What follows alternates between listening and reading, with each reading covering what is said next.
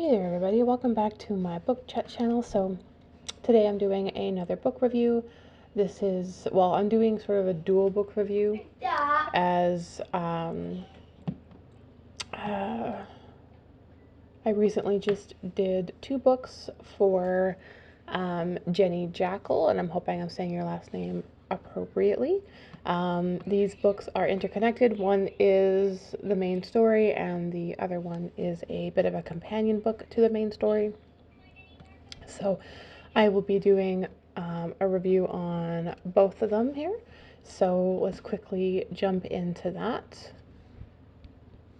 So as per usual, I will quickly jump into the synopsis for each one and then go from there. I apologize ahead of time for the noise in the background. All right, so Boy Falling by Jenny Jackal. Seeking to pursue his dream of music and harboring a grave secret, young Gerard leaves his native Montreal for New York City in 1909, embarking on a journey that then takes him to Paris at the height of the Jazz Age.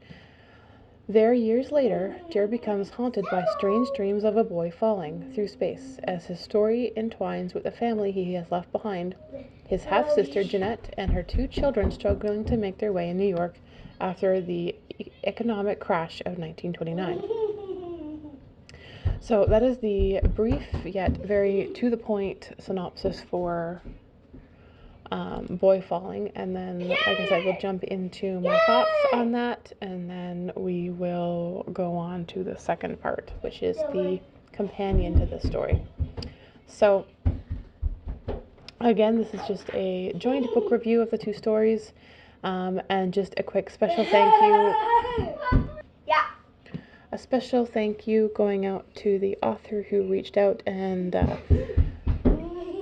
had me read both of her newest books, and I greatly appreciate that opportunity, and am very, very grateful for your patience as well. Alright, so enough of that. The Boy Falling follows the members of a colored family who has a very long history behind them that goes as far back as being slaves on a plantation in different parts of the country. I really felt that the story was rather well written and has an old-fashioned classic feel to it, by which I mean that I'm comparing it to stories like Jane Eyre and other tales that are written in a similar fashion. It has a lot of old-fashioned lingo and values that you would find in tales like that, such as dedicated religious views, dedication to family, and a lot of other important values that are usually found wrapped in within those types of stories. I feel that if you like the older style stories, this will definitely be something you'd want to pick up and look into for yourself. It talks about and goes through many different hardships that follow the family members of this group, ranging from slavery and freedom issues to women being taken advantage of in many various ways.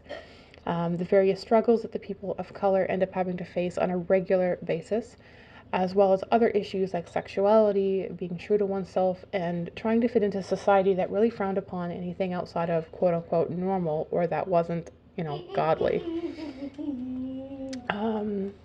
Or, in that same sense, being very frowned upon from the church's perspective. The story goes on into a lot of details surrounding each one of the family members and the different hardships that they all had to deal with, both in their individual lives and as a collective within the family and within the community. I found that I enjoyed the story more after getting past the first section of it. I found that following the women's stories were a little bit more interesting and heartfelt, although that's not to say that I didn't enjoy the first section.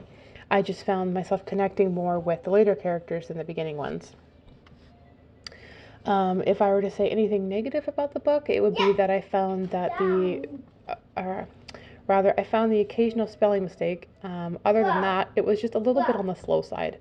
The beginning of the story follows an orphan boy, and I found it to be rather slow, at least until it mixes with current events surrounding the world wars, and then it got a little bit more interesting for me, at least personally.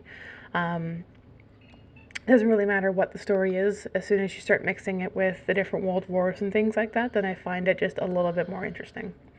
Or it tends to pique my interest just a little bit more.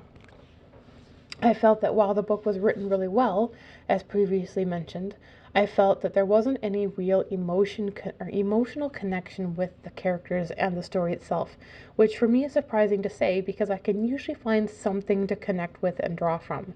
But I feel that it's what kept the story from being a great story. There needed to be more of an emotional pull when it came to some of the different events going on within the story. Um, it was just missing that it's hard to explain. It was just missing that it factor, that wow factor. So, for example, I found that an unsettling, abusive scene had about the same feel and pull as a happy wedding day ones. There wasn't a whole lot of, just wasn't just, I don't know, just again, there was just no wow factor in it. There wasn't any suspense. There wasn't any. Just hard to explain. Just that connection, I think, just wasn't quite there for me. Which is really unfortunate because the story itself, I think, was a really great, there's a really good basis to it, and there's a lot of potential in it. And I just feel that because it didn't quite have that wow factor or that emotional draw, really, at least for me, it prevented it from going from what I already consider a good story to a great story, and it really had the potential to be that. With all that said, I really did like some of the characters throughout the story, and I liked the main family that it all stems from. So, all in all, I'd give this one a 3 out of 5 because, as I said, I did enjoy it. It was just lacking a little something for me. Okay, so going from that one, The Boy Falling, and again, I apologize for the noise in the background, but mom, summertime, kind of is what it is. All right, so we're going to quickly jump into the second book, which it's not a sequel, it's more like a companion book to The Boy Falling. It's sort of just a short little summary treat. Sort of runs down the family tree of the family that they talk a lot about. And yeah, so I will quickly run down through the synopsis of that one and then quickly run through my opinion of that one as well. So again, this is the House of, I'm going to say Rogue. I am not pronouncing that well, and I apologize. I will make sure to have a picture up so you can see it for yourself. And again, by Jenny Jackal. Yeah. Home is the slave quarters of a Caribbean sugar plantation on a local island. Under the watchful eye of their African mother, the children thrive despite what threatens to break them. After a night of brutality changes their lives forever, it is their strength and extraordinary bond that carries them through. At the dawn, her daughter Hetty finds her way to Quebec City as a maid to the slave owner's daughter. Then she discovers a talent for piano and meets a bold saddler's apprentice named Dax. After buying her freedom, Dax and Hetty join a growing community of Afro-Canadians living free. So a very short and brief synopsis for the House of Rougeaux. And really there isn't much to explain other than, as I said, it is a companion book to The Boy Falling, or rather Boy Falling.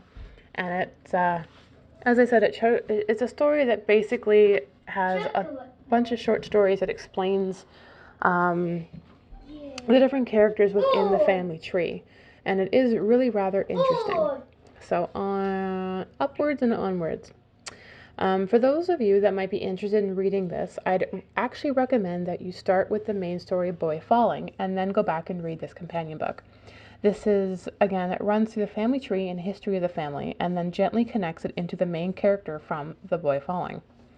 I actually enjoyed this companion book a little bit more than the main story. I enjoy I enjoy a really good backstory of characters, and I find that I connect with them better when there's more to read about them. It just adds a bit more depth and interest to each of the characters, and this helped provide that for me. There were specific characters that I really enjoyed reading about more than others, and this book gave me windows into what their lives were like and how it was all connected to each other. Mostly, I really enjoyed the simple spiritual beliefs that it began with and how that was passed from person to person, along with being able to read about the family starting out as slaves and eventually gained their freedom, leading to a whole different kind of lifestyle. Learning and reading about the different types of lifestyles through this book was indeed interesting, and I found myself pulled towards a few of the women, starting with the original one you follow in the very beginning of this book. With that said, I did find that the transitions going from person to person could have been a little bit smoother. I found that some of the stories were simply just cut short, and maybe it was intended that way, but I usually like it a little cleaner. Of the two books, again, I rather enjoyed this one a little bit more, mostly because of the characters that are introduced. But as mentioned, I highly recommend reading the other one first, as I feel it just makes more sense and it almost is more exciting to read because as you come across different names and see the connections between the characters and the two different stories, it just adds just a little bit more excitement to reading it. This one also had some spelling mistakes here and there, but not as many. But overall, was rather happy with this one. So I'd rate this one a 3.5 out of 5. And then, of course, just to sum up, both of the books were both a fairly decent read. I did enjoy a great deal of it, though, as mentioned, the first book is a little slow and was missing that it factor that I tend to look for within the stories I read.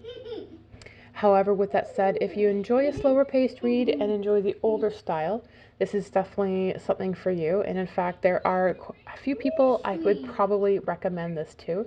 Um, and again, if anyone, is interested in reading this and picking it up and ends up picking it up, I'd love to know what you thought of them. There's nothing better than a good discussion and or debate over a read. So yeah, I thank you all so much for tuning in. And again, just a final thank you to the author for allowing me to read and review these for you. I look forward to seeing what else you come up with.